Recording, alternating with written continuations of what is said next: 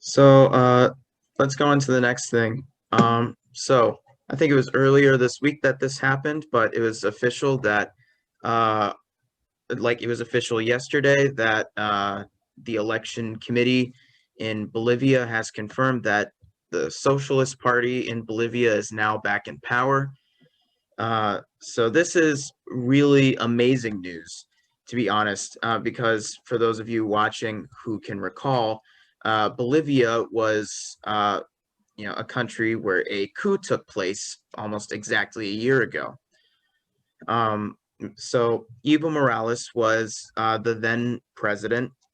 He had been president for a very long time. He could have been he's a good you could reasonably cite him as a left-wing leader that was actually successful, and you know how much the United States really likes to avoid talking about those. They only want to talk about the failed left-wing movements like Venezuela, the USSR, to name a couple. But they never talk about like Thomas Sankara from Burkina Faso. Like thanks Healy Alvarado for teaching me about him. Like really Me. cool guy. Huh? You taught me about him too. That's the But guy. yeah, like it was a whole presentation in Young Socialist Club. But but Evo Morales definitely was like he was one of the I think he was either one of the first or the first indigenous president. It's been mostly like white, like European descendants in like Bolivia that would become the president. And unlike America, where like black people are a minority, indigenous people in Bolivia are a majority, but they don't have much representation in government, or at least not relative to the population. um Are they like discriminated against? yes, very heavily. Oh At wow. least it was much worse in the past, but it's still a lot of it around nowadays. But anyway, Evo Morales was a very successful leader for the most part, and like he was a very, very big champion for working class people. But leading up to this most recent election, the election last year, um, yeah, and the elect before the election last year, he wasn't supposed to run in that election, but he pulled an honestly very stupid move of trying to go to the courts and repeal term limits. And the Supreme Court of Bolivia did, like, they decided that term limits was unconstitutional in their country. So yeah, so like that allowed Evo Morales to run, but a lot of people saw that as a dictator power grab, which, yeah, it is a very stupid thing to do, and very few people other than dictators would try it. But people decided because of that one thing that Evo Morales did, they decide, oh, he's a dictator now. So anyway, they had the election. Evo Morales won, but then other people were calling bullshit and then called for another recount and another review. Evo Morales was gracious enough to say, okay, just have another recount. It's just like, fine, like I'll wait. You guys want a recount, you'll get one. And which I think is, that's definitely him trying to be the bigger man in that situation.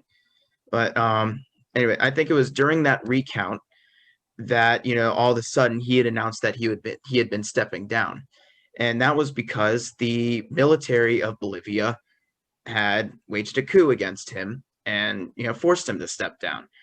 And in his place rose this Christian fundamentalist, neo-fascist, person who, when she first took power in Bolivia, she was carrying a giant Bible with her, and she said, finally, the Bible's returning to the palace, which is openly kind of like a dog whistle type thing. Like basically saying, oh, indigenous people are just heathens.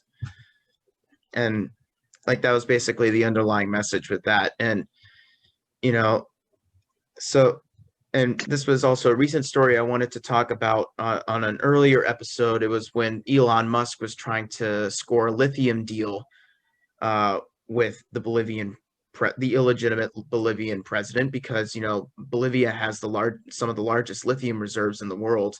You know, uh, Australia, I think, is definitely like up there with Australia. Australia has tons of lithium, and that's where Elon Musk would typically get it. But yeah, they had a new election. And I'll read this from the article from The Guardian.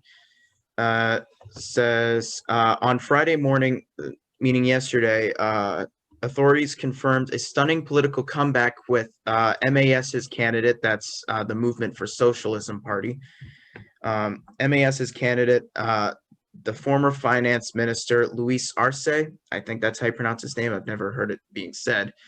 So yeah, Luis Arce winning Sunday's presidential election by a thumping 26.3 margin. His closest rival in the rerun of last October's voided ballot, because of the whole situation that I just explained before, like that whole election was voided. The centrist ex-president Carlos Mesa received 28.8% of the 6.48 million votes, compared to Arce's 55.1%.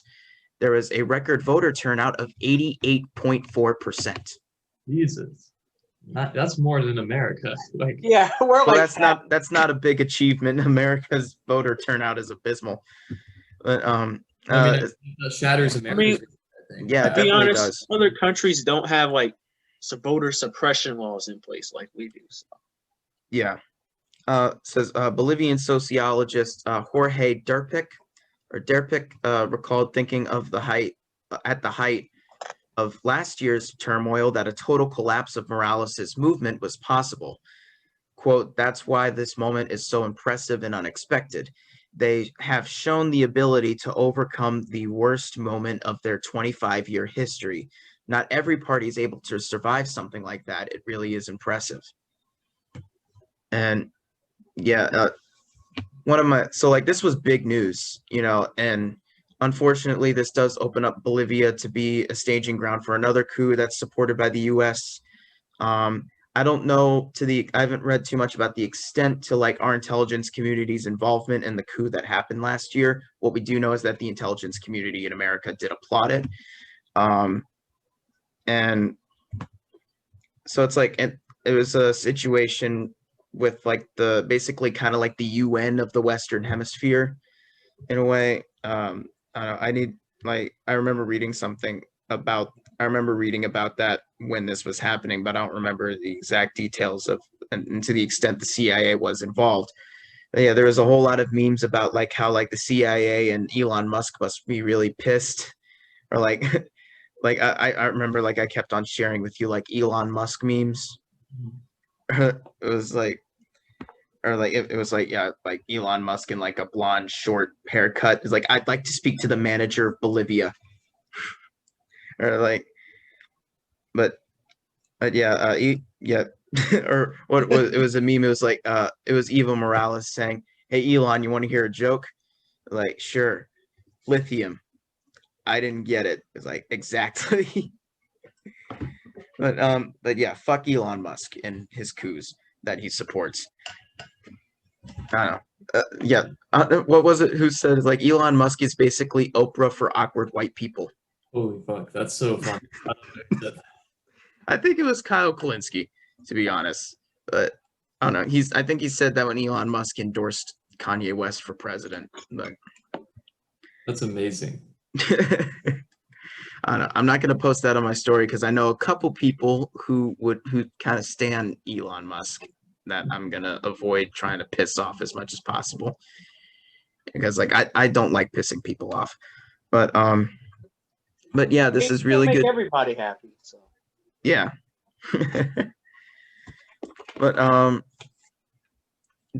yeah, like yeah, this is very good that a socialist movement was able to come back from such a shocking defeat like that. I remember when Evo Morales was first driven out, he was still so popular that the workers in Bolivia were calling for a general strike, like in order to like basically shut down the entire Bolivian economy until they would try to restore Evo Morales back.